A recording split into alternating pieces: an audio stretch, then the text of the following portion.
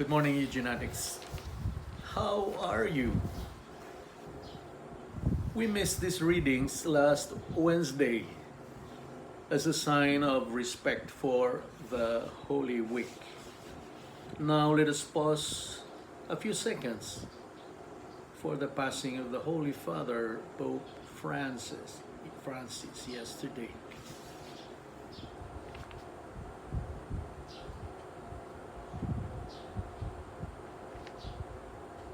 Amen.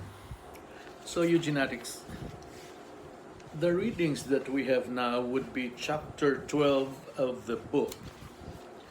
And in the series of readings, that would be reading number 15. So, we will be talking today about the infamous or the famous or infamous pickpockets of Rome. Okay, let's go. Although Rome is called the Eternal City and the Vatican the center of Christendom, inside the city of Rome, it is ironic that picking pockets of innocent tourists and local citizens has become a shameful industry of a godless and well-organized criminals. Perhaps here are thousands, even millions of stories about the pickpockets of Rome. Let me relate the incidents of which I was a witness of. They really operate smoothly without you knowing it. I was with flight attendant Jane Gutilban. We entered the church on top of the Piazza España, Spanish Steps, the Chiesa Santissima Trinita dei Monti. After admiring the beautiful interiors and a short prayer, we headed back out. The main door was closed, except for the small door openings good enough for two persons, side by side. Jane went out ahead of me since there was a mother with a baby in hand coming in. She looked unkempt. I saw Jane had a hard time going out with the mother and that protruding baby in her hand, wrapped in white linens. Jane turned on her side to be able to go out. I never knew something happened at that moment. She never learned either. At one of the stores, when she was going to pay, she realized she lost her wallet inside her shoulder bag. We knew it happened at the door of the church of Chiesa de Monti. Instead of getting mad, we looked at each other and we burst out laughing. Okay, while the group of us were strolling along the ruins of the splendid, magnificent Roman Forum, we heard an old Italian man shouting at the top of his voice. He was grabbing the hair of a dirty girl, about 12 years old, and hitting her face violently with his left palm. 7 of her companions, some boys of the same age, did not leave her. They were together on this. It turned out that the old Italian man was with his wife and daughter. They were tourists from Milan. The father lost his wallet inside the back pocket of his maong pants. He saw the wallet first at the hands of the running girl before he caught her. But by that time, the wallet was gone. He was pretty sure it was with her. That was why he was not letting her go. The dirty girl took every slap like she was really at fault. She never cried. Then we heard a police siren heading at us. Two cars arrived with two policemen each. They were carrying a big version of a ping pong racket, which they used to regulate the traffic at the streets. Upon seeing the policemen, the kids started to line up without being told, as if it happened always, to the point that a normal choreography was developed all along. They lined up in front of the hedgings planted along the side of the street. The first police barked at the old man to let her go. Let go of the girl. They talked they talked about the lost wallet. The police asked how much money was lost.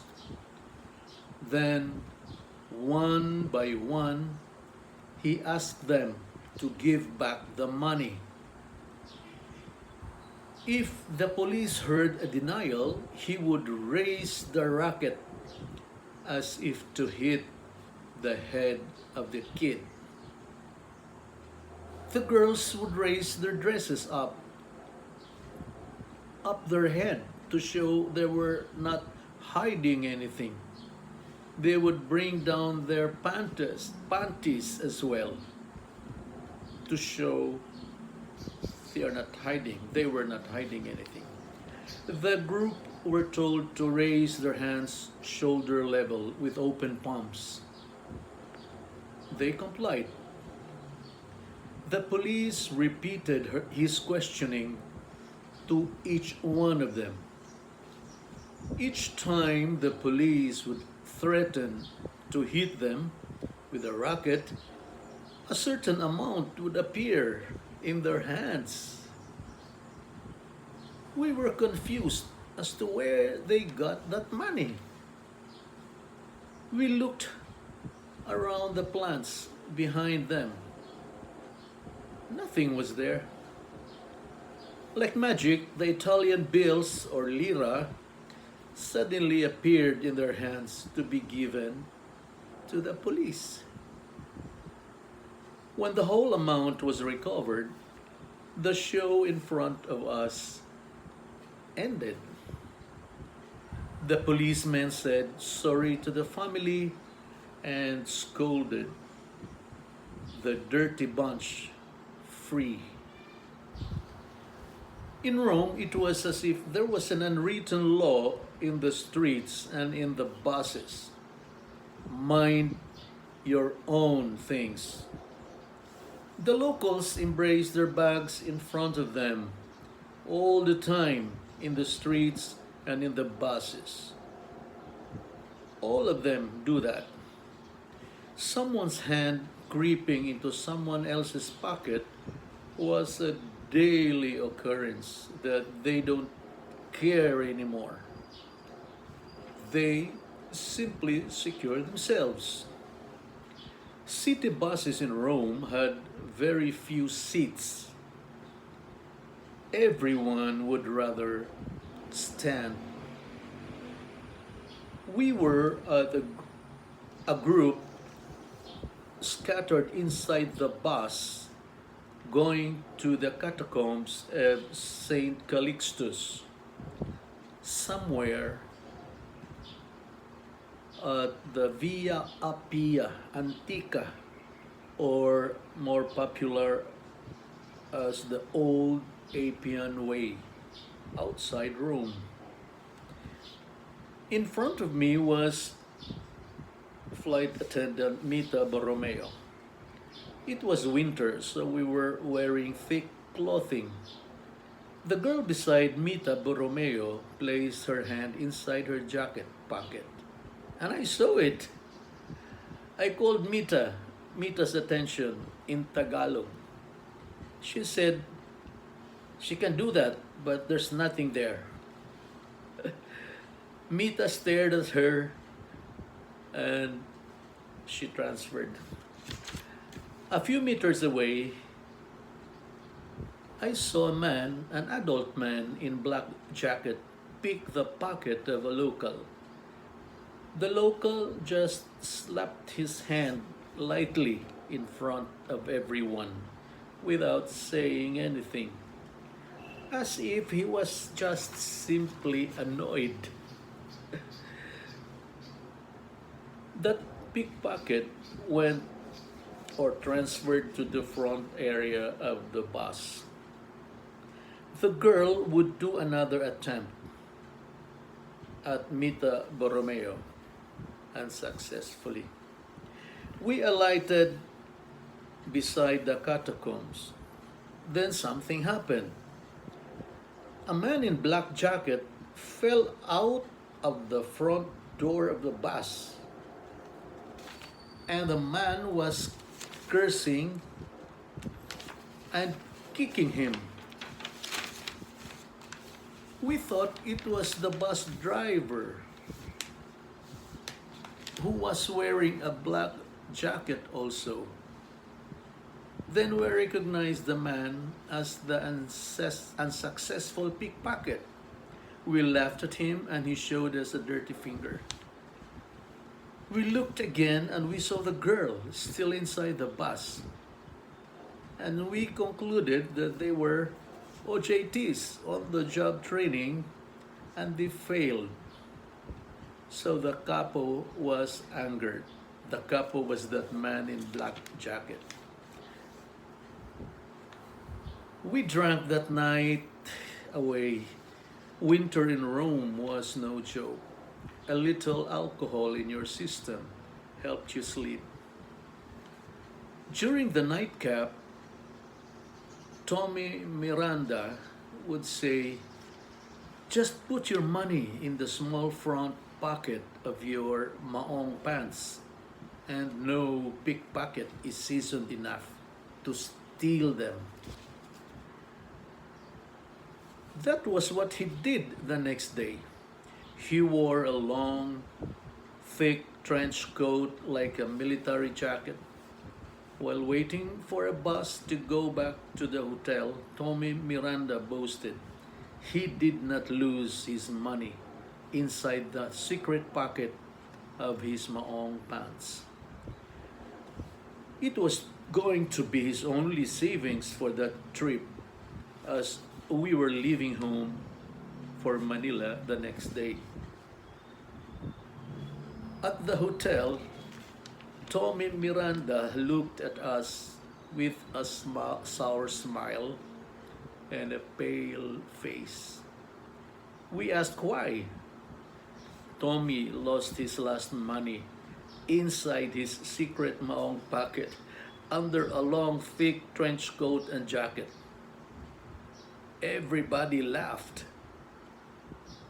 These people had elevated picking pockets into an irritating industry, mastered art, and mind-boggling magic. The art of pickpockets does not, however, grab the real reasons for Rome to be named grand, the grandeur of Rome. The rich history, the abundant, priceless works of art of the masters, the great architectural achievements, the beautiful culture, and the seeming monopoly of holiness and relics, and the seat of Christendom would still make Rome the eternal city. So, eugenetics, let's leave it there. That's very long. Next reading would be chapter 13 of our book, and that would be reading number 15. No, 16. Reading number 16. So, thank you for your time, eugenetics. And say a little prayer for Pope Francis. Thank you, eugenetics. I love you.